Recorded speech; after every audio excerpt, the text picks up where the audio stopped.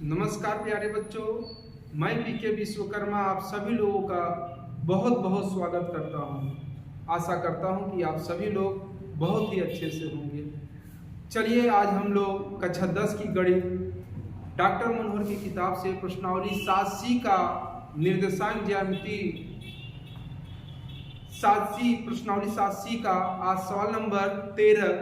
यह प्रश्नावली 7C का अंतिम सवाल है। आइए आज हम लोग इसी का अध्ययन करेंगे। यह वीडियो जो बच्चे यूपी बोर्ड के हैं या सीबीएसई बोर्ड के हैं या अन्य कोई तैयारी भी कर रहे हैं, सभी लोगों के लिए ये बहुत ही लाभकारी है। तो ठीक है बच्चों, बहुत ही अच्छे से इस वीडियो को देखिए और बहुत गजब का सवाल है। तो तैयार हो जाइए, देखिएगा। किताब यदि हो तो सामने किताब रखकर इसको खूब बढ़िया से पढ़ लीजिए एक बार, फिर देखिएगा, क्योंकि सवाल हम नहीं लिख रहे हैं। आइए सवाल को पढ़ जरूर दें। देखिए कहा गया है, हाँ इसको देख लीजिए, कक्षा 10 गणित निर्देशांक ज्यामिति प्रश्नावली 7C है डॉक्टर मनोहर की किताब से। और आज सवाल नंबर 13 का अध्ययन करने चल रहे हैं हम लोग। आओ देखो बच्चों,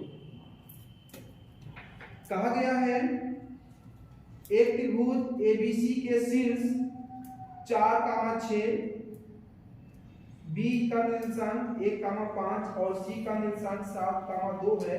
भुजा AB और AC को क्रमशः D और E पे प्रक्षेप करते हुए एक रेखा इस प्रकार खींची गई है कि AD बटा AB बराबर AE बटा AC बराबर 1/4 है। तो त्रिभुज ADE का क्षेत्रफल परिकलित कीजिए और इसकी तुलना त्रिभुज ABC के क्षेत्रफल से कीजिए। आइए बच्चों, सवाल बहुत ही सुंदर है, बहुत बढ़िया सवाल है बच्चों। तो शुरू करते हैं। देखिए पहले इसको चित्र के द्वारा समझ लीजिए। देखो फोटो खूब अच्छे से देखिएगा, जितना अच्छा फोटो देखेंगे उतना अच्छा रहेगा।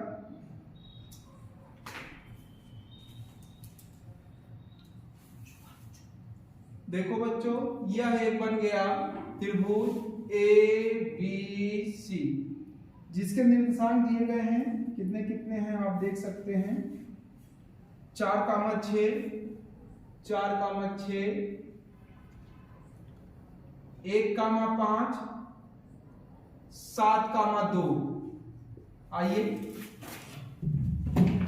कहा गया है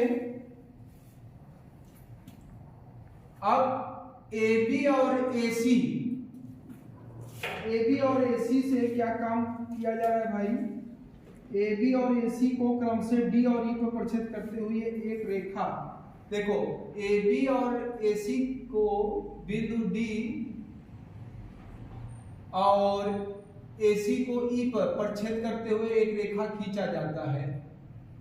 लोग इस प्रकार खींचा जाता है, क्या अनुपात दिया है, क्या दिया है, जो दिया है वह क्या है भैया कि AD बटा AB बराबर AE बटा AC, दोनों का अनुपात दिया है 1/4।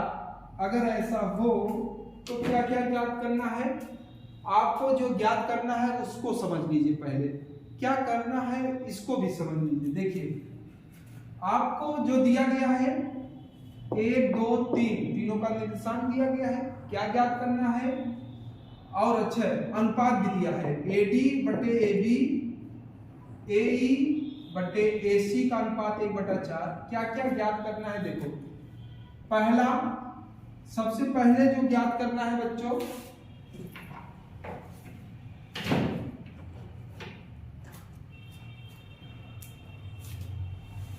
त्रिभुज ADE का क्षेत्रफल, पहला इसका क्षेत्रफल ज्ञात करो। दूसरा कहा गया है जब इसका क्षेत्रफल आपको मिल जाए तो दूसरा ये आपको बताना है, तुलना करना है ADE का क्षेत्रफल और ABC से परिकलन करिए, अर्थात इन दोनों का अनुपात ज्ञात करिए। अर्थात त्रिभुज ADE का क्षेत्रफल और बटे त्रिभुज ABC का क्षेत्रफल, दोनों का अनुपात कितना होगा एक ये पूछा गया और एक ये। बहुत बढ़िया सवाल है, बहुत गजब का सवाल है। आइए शुरू करते हैं। देखिए प्यारे बच्चों, सबसे पहले देखिए, अगर ए डी ई का क्षेत्रफल चाहिए तो जाहिर सी बात है आपको डी का निर्देशांक ई का निर्देशांक चाहिए। तो आपको ए का केवल पता है, पहले डी का निकालो फिर ई का। तो डी और ई का कैसे निकलेगा? आप देखिए, आपको दिया है ए का और बी का निर्देशांक दिया है। बिंदु डी जो है वह क्या काम करता है? ए डी और बटा ए बी, इन दोनों के 1:4 में बांट रहा है। तो बताइए, हम विभाजन का सूत्र जानते हैं, अंतर विभाजन में हम जानते हैं, अगर हमको ये मालूम होता यहां से यहां तक का अनुपात और यहां से यहां तक का अनुपात, ये दोनों मालूम होता तो विभाजन के सूत्र का प्रयोग करके हम लोग डी का निर्देशांक ज्ञात कर लेते। तो हम लोग करेंगे क्या? हमें क्या दिया है? हमें तो दिया है इसका अनुपात और बटे यहां से लेकर यहां तक का अनुपात दिया है। तब इस स्थिति में एक काम करो, आप सबसे पहले इसका और इसका अनुपात निकालो। तो वो कैसे निकलेगा जरा देखिए। ये इंप्लाई करेगा AD बटा AB बराबर 1/4। अच्छे से समझिएगा, इसी को आप पलटी मार दो। क्यों? क्योंकि आप AD को तोड़ नहीं सकते, लेकिन AB, ये जो पूरा AB है इसको हम तोड़ सकते हैं। AB को क्या लिख सकते हो? AB को लिख सकते हो AD और प्लस BD, AD और प्लस BD। तो इसलिए आप पहले इसको पलटी मार दो, यही होगा। या करके आप लिख सकते हो AB और बटा AD, यानी कि जब लेफ्ट में पलट दिया तो राइट में भी पलट दिया जाएगा, ये हो जाएगा 4/1। अब चलो बच्चों, अब क्या करेंगे आप देखिए, AB को क्या लिख सकते हो आप? यहां लिख देना, चूंकि AB को हम लिख सकते हैं AD और प्लस BD, यही लिख दो। AB को मैंने लिख दिया AD प्लस BD और पूरे के बटा AD बराबर 4/1। देखो ये जब हम लिखते हैं लाइन खींचकर, देखो अब नीचे जो एक लोग हैं हर में, इसको अंश में 2 लोग हैं, दोनों को बटे कर सकते हैं, यानी कि AD बटा AD प्लस BD बटा AD बराबर 4/1। बताइए, इससे कैंसिल, A प्लस BD बटा AD बराबर आ गया 4, या BD प्लस AD बराबर 4, उधर ले जाओ -1। तो बताइए बच्चों कितना मिल गया? BD AD बराबर 4 में से 1 जाएगा तो आपको ये दिख जाएगा 3। आगे चलिए, अब देखिएगा आगे। अब इसी को पलटी आप भी मार दीजिए। क्यों? क्योंकि आपको किसका अनुपात चाहिए? AD बटा BD, और हमें मिला है BD और AD। तो इसी को पलटी कर दीजिए। देखिए ये लाइन मैं यहाँ पे खींचता हूँ, तो ये हो जाएगा AD बटा BD बराबर, ये भी पलट जाएगा 1/3, अर्थात AD और BD इन दोनों का अनुपात आ गया 1:3। प्यारे बच्चों, अनुपात मिल गया, अर्थात यहां से लेकर ये जो M1 का काम करेगा वह 1 मान सकते हैं, और जो M2 का काम करेगा वह 3, 1:3 में हो गया। हमारा अनुपात मिल गया। अब आइए, जैसे ये 1:3 में है वैसे इधर भी ये अगर आप देखेंगे तो ये भी कितने बांटेगा? ये 1:3 इधर वो भी, ये भी बांटेगा। तो डी का निर्देशांक कैसे निकलेगा? आपको मैं बता दूं, डी का निर्देशांक विभाजन का सूत्र मालूम ही होगा। इसका निर्देशांक जो है आप कैपिटल X कैपिटल Y करके उसी से निकालते हैं, जैसे डी का निर्देशांक उसी तरीके से आइए निकालते हैं। तो चलिए शुरू करते हैं। अब आइए मैं यहाँ पर चलता हूँ डी का निर्देशांक, डी का निर्देशांक याद करने चलता हूँ, उसको जरा देखिए।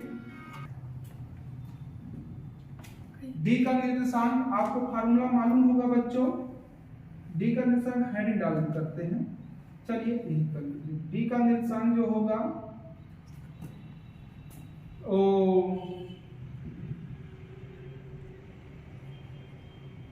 चलिए कैपिटल एक्स बराबर आपको सूत्र मालूम होगा ना, m1 x2 plus m2 x1 अपान m1 प्लस m2, इसी का प्रयोग कर लो। आइए और कैपिटल y का जो भी मालूम होगा, कैपिटल Y बराबर क्या होता है, आइए डी के निर्देशांक में भुज निकाल लो, भुज बराबर चलिए कितना होता है भाई, m1 का काम कितना कर रहा है, 1 गुणे x2, देखो ये x1 ये x2 होगा, x2 का काम 1 कर रहा है, प्लस m2 का काम 3 गुणे x2 का काम 4 और पूरे के बटा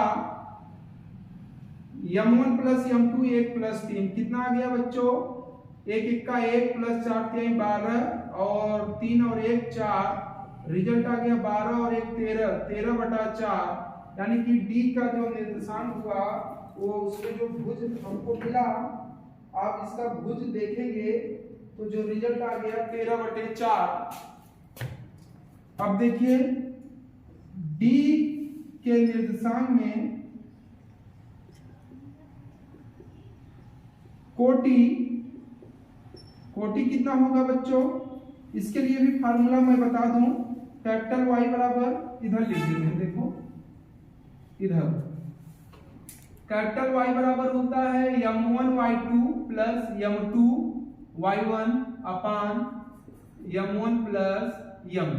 आ जाइए तो बराबर m1 का काम कर रहा है 1 गुणे y2 का काम 5 प्लस m2 का काम 3 और गुणे y1 का काम 6 और बटा m1 प्लस m2, ये रिजल्ट मिल गया, बराबर आ गया 5 का 5 प्लस 6 का गुणा 3 में 3 6 का 18 और बटे मान तब कर दो यहाँ पर 1 प्लस 3 4 18 और 5 23 बटा 4। तो ये डी का जो निर्देशांक, डी के निर्देशांक में कोटि हमें मिल गया बच्चों। अब बताइएगा अतः डी का निर्देशांक जो मिला कितना हो गया, यहां पर लिखते हैं डी का जो निर्देशांक मिल गया बराबर भुज कामा कोटि, तो बराबर भुज मैंने निकाला,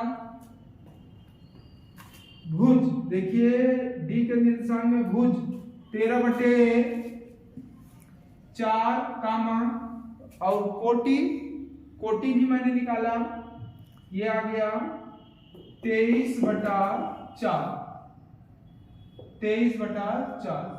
बच्चों ये किसका निर्देशांक मिल गया, डी का। तो ये डी का निर्देशांक यहाँ पर आपको प्राप्त हो गया, लिखना चाहो तो लिख दो, नहीं तो मैं मिटा कर लिख दे रहा हूँ। डी का निर्देशांक मिल गया 13/4 कामा 23/4। अब हम लोग किसका निर्देशांक, ई का निर्देशांक ज्ञात करेंगे। ई का निर्देशांक बिल्कुल इसी तरीके से ज्ञात करेंगे जैसे मैंने ये ज्ञात किया। डी का ई का पहले भुज, फिर ई का पहले कोटि, फिर क्या हो जाएगा, ई के निर्देशांक भुज कामा कोटि से आप लोग ई का निर्देशांक जब मिल जाएगा बच्चों तब बताइएगा ए डी ई का क्षेत्रफल बड़े ही आसानी से ज्ञात कर लेंगे। ए बी सी का क्षेत्रफल वह भी आ जाएगा, फिर इसका क्षेत्रफल और फिर चलिए इसका कितना आएगा ये आप लोग होमवर्क करिएगा, एकदम इसी तरीके से जब निकालेंगे। ई का हम निकाल चुके हैं, मैं आपको बता दे रहा हूँ कितना आएगा। ई के निर्देशांक का जब आप ये निकालेंगे 9/4, इसका जो 9/4 कामा 5 19/4 आएगा, 9/4 आएगा, निकालिएगा इसे, देखिएगा 19/4। देखो ई का निर्देशांक 19/4 कामा 5। अब बताइए डी का मालूम, ई का मालूम, तो ए बी ई का क्षेत्रफल आप लोग निकाल लीजिएगा, फिर ए बी सी का क्षेत्रफल निकाल लीजिएगा, निकाल कर अलग अलग तुलना करके आप लोग देख लीजिएगा। और चलिए अगले वीडियो में हम यही पूरा चित्र बनाकर इसका क्षेत्रफल, फिर इस पूरे का क्षेत्रफल, फिर तुलना, यह डाल देंगे। तो ठीक है प्यारे बच्चों, तो बस आज के लिए इतना ही। आप लोग खुश रहिए, मस्त रहिए, अच्छे से वीडियो देखिएगा, पूर्ण रूप से समझ में आ जाएगा।